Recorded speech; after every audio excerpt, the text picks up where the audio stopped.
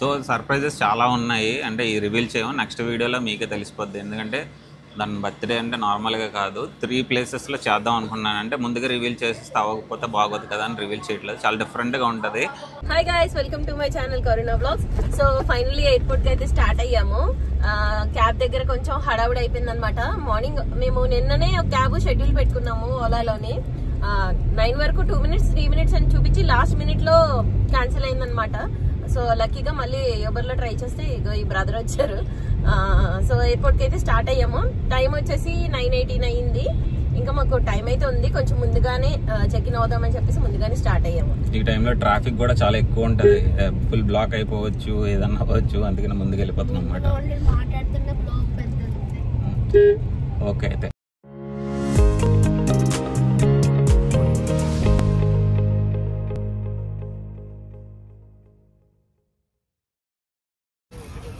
మాకు send off ఇవ్వడానికి మా అన్నయ్య వచ్చాడు సర్ప్రైజ్ గా.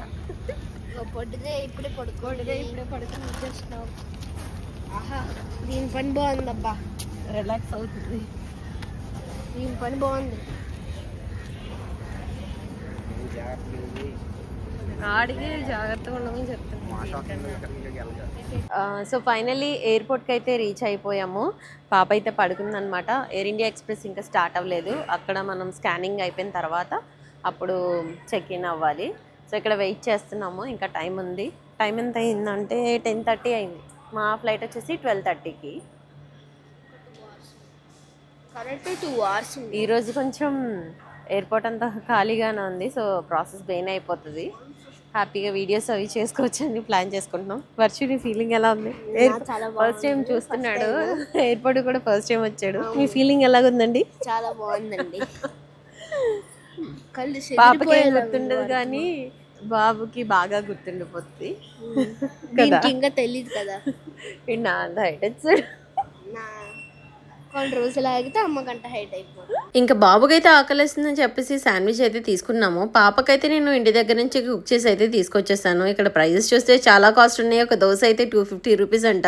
ఏదైనా పిల్లలతో వచ్చినప్పుడు కొనక తప్పదు, ప్రైజెస్ అయితే చాలా ఎక్కువ ఉన్నాయి ఎయిర్పోర్ట్ లో కాబట్టి. ఇంకా పాపకైతే ఇంట్లోనే పొటాటో రైస్ అయితే తీసుకున్నాను. Day 1 కి కావాల్సిన ఫుడ్ అన్ని కూడా ముందే నేను పాప కోసం అయితే చేసి పెట్టేసుకున్నా. ఇంకా ఈ శాండ్విచ్ హాఫ్ వాడు హాఫ్ నేనైతే కానిచ్చేసాం అనమాట. ఇంకా ఫ్లైట్ కోసం వెయిటింగ్. మొత్తానికి ఏ ప్రాబ్లమ్స్ లేకుండా చెక్ ఇన్ అయితే అయిపోయాం. అదే హ్యాపీ అనమాట. మేమైతే కొంచెం ముందుగానే వెళ్ళి అక్కడైతే కూర్చున్నాం. చాలా ఎక్సైటెడ్ గా ఉన్నాము. ఇంకా పాప కూడా ఫుల్ ఎంజాయ్ చేస్తుంది. హ్యాపీగా ఫ్లైట్ ఎక్కిపోతే అంతే చాలు. హలో, ఏంటి డ్రెస్సులు మారాయని చూస్తున్నారా? డ్రెస్సులు కాదు, రోజే మారిపోయింది. యాక్చువల్లీ నేను ఏమైందంటే వచ్చాము, చెక్ ఇన్ అయిపోయాము, అంతా అయిపోయింది, ప్రాసెస్ అంతా అయిపోయింది. ఒక హాఫ్ అన్ అవర్లో ఫ్లైట్ అనగా ఫస్ట్ అయితే ఫ్లైట్ 1 hour డిలే, 12:30కి రావాల్సింది 1:35 అవుతుంది అని చెప్పారు. సరే ఓకే అని చెప్పేసి అలా టైంపాస్ చేద్దామని అనుకున్నాం. కాసేపు అయింది, 12:05 ఆ టైంకి కరెక్ట్గా ఒక అనౌన్స్మెంట్ వచ్చింది. ఏదో అనౌన్స్మెంట్ అని లైట్ తీసుకున్నాం. ఇంకా ఎదురుగా స్క్రీన్ మీద చూస్తే ఆపోజిట్లో ఫ్లైట్ క్యాన్సిల్ అని. అసలు బుర్ర పాడైపోయింది. ఇంకా ఏం చేయాలో అర్థం కాదు. ఆ క్లిప్స్ అన్ని నెక్స్ట్ వేస్తాం చూడండి. ఎంతమంది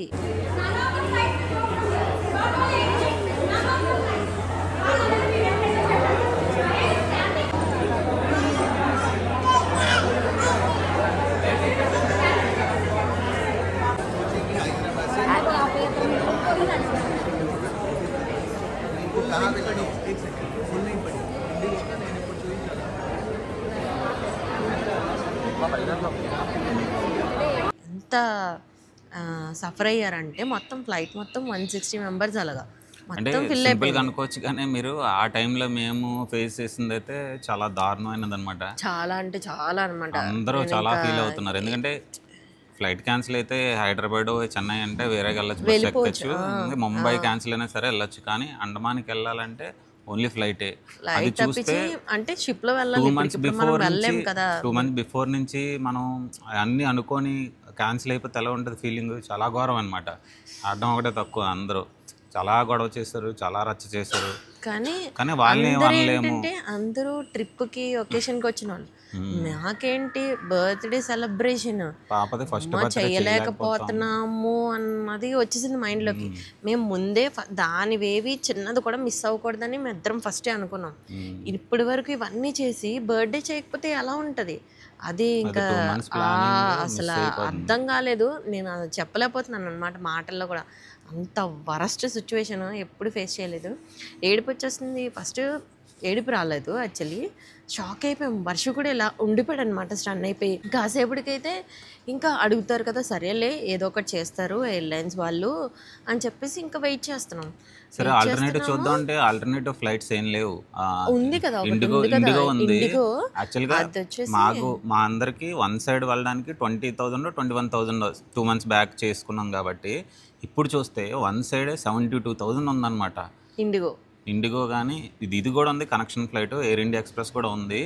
చూస్తే షాక్. వాళ్ళంటారు రేపు లేదు సార్ మాకు ఫ్లైట్ ఫుల్ అయిపోయింది అన్నారు. సరే ఎల్లుండి చూస్తే ఎల్లుండి కూడా డౌట్ అని అంటున్నారు అన్నమాట. 2 days once direct flight, connection flight daily ఉంటుంది. మేనేజ్మెంట్ ఎవరు రావట్లేదు. మాకు ఒక రోజు లేట్ అయినా తన బర్త్డే 28th కాబట్టి 28th వెళ్ళాలి. మేము 25th స్టార్ట్ అయ్యాం అన్నమాట. లక్కీగా 25th క్యాన్సిల్ అయింది.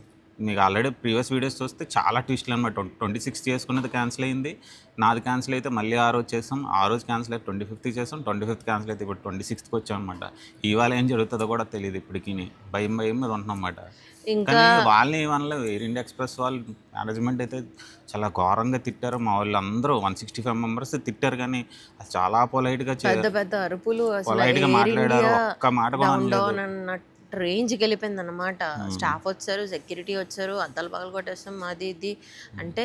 వాళ్ళు ఏంటంటే ఫ్లైట్ ఛార్జెస్ రీఫండ్ ఇస్తానంటున్నారు, కానీ అక్కడ ట్రిప్ ప్లాన్ చేసుకున్న డబ్బులు ఒకరికి 3 lakhs అయింది, ఒకరికి 2.8 అయింది, 5 lakhs అయింది. 10 మంది వచ్చారు. వాళ్ళు క్యాన్సిల్ అయితే తీసుకొని వచ్చారు. ఫెరీస్ అవి ఏమి రిటర్న్ రావు అసలు. అక్కడ ఏవి కూడా రిటర్న్ రావు అనమాట.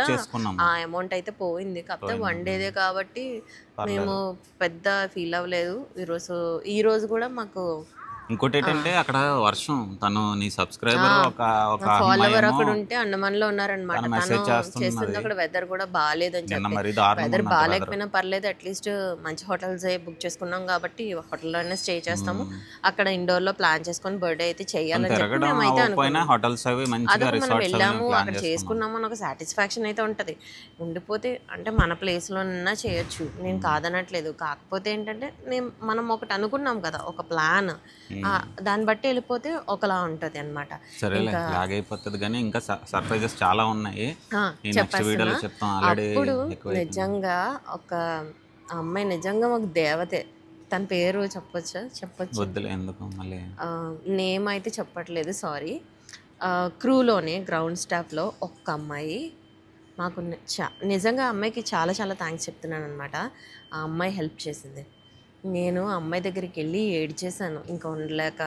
పాప బర్త్డే ప్లీజ్ మీరు ఏదైనా చేయండి అనేసి అంటే, నాకు కొంచెం టైం ఇవ్వండి మేడం ఏదో చెప్తానంటే, అప్పటికి నమ్మాలా నమ్మకూడదో నాకు అర్థం కాలేదు.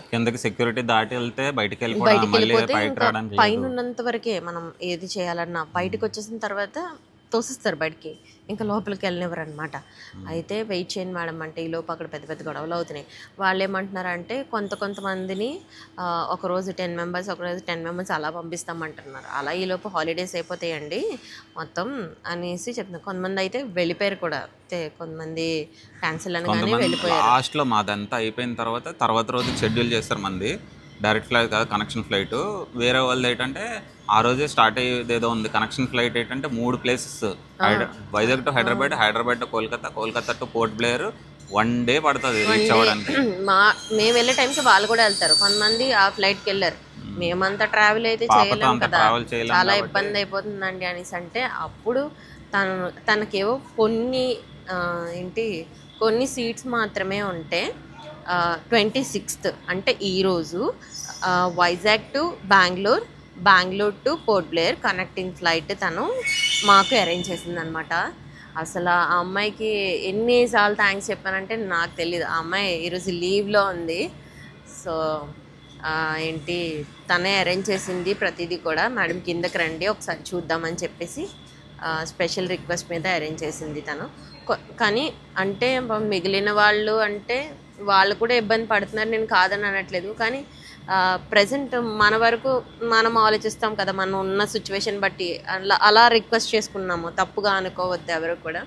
అలా రిక్వెస్ట్ చేసుకుంటే వాళ్ళకి పాసిబిలిటీ ఉంది, వాళ్ళవేవో సీట్స్ ఉంటాయంట. సో ఆ పాసిబిలిటీ మీద నార్మల్గా ఎయిర్ ఇండియా ఎక్స్ప్రెస్ వాళ్ళు కూడా స్టాఫ్ చాలా బాగున్నారు, చాలా హెల్ప్ చేశారు. ఎంత మీరు ఎంత అంటే అంత వాళ్ళ కొట్టే స్టేజ్కి వెళ్ళినా కానీ వాళ్ళు చెప్తాం మేడం చేస్తాం మేడం, అలాగే అందరూ అరుస్తూనే ఉన్నారు. కానీ చాలా నెమ్మదిగా మాట్లాడుతున్నారు అనమాట వాళ్ళు. మేమేం చేయగలము, అది టెక్నికల్ ప్రాబ్లం అంట, వెదర్ వల్ల కూడా కాదంటున్నారు, టెక్నికల్ ప్రాబ్లం అంటున్నారు. సో సర్ప్రైజెస్ చాలా ఉన్నాయి, అంటే ఈ రివీల్ చేయము, నెక్స్ట్ వీడియోలో మీకే తెలిసిపోద్ది. ఎందుకంటే దాని బర్త్డే అంటే నార్మల్గా కాదు, 3 ప్లేసెస్లో చేద్దాం అనుకున్నాను. అంటే ముందుగా రివీల్ చేసేస్తే అవ్వకపోతే బాగోదు కదా అని రివీల్ చేయట్లేదు. చాలా డిఫరెంట్గా ఉంటుంది. ప్లాన్ చేస్తాను, తను ఒకటి ప్లాన్ చేస్తే నేను ఒకటి ప్లాన్ చేస్తాను, ముగ్గురిది అదే మా ఇద్దరిది కలిపి పెద్ద ప్లానింగ్ అయింది. చాలా డిఫరెంట్గా ఉంటుంది అనిపిస్తుంది.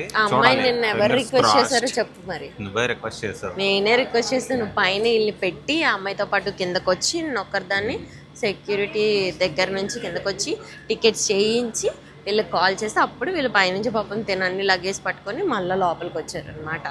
నేను అలా తిరిగాను అమ్మాయి చుట్టూ ఏడ్చుకొని తిరిగాను. ఇంకా అందరూ చూస్తున్నారు కానీ నాకు బాధ వచ్చేసింది.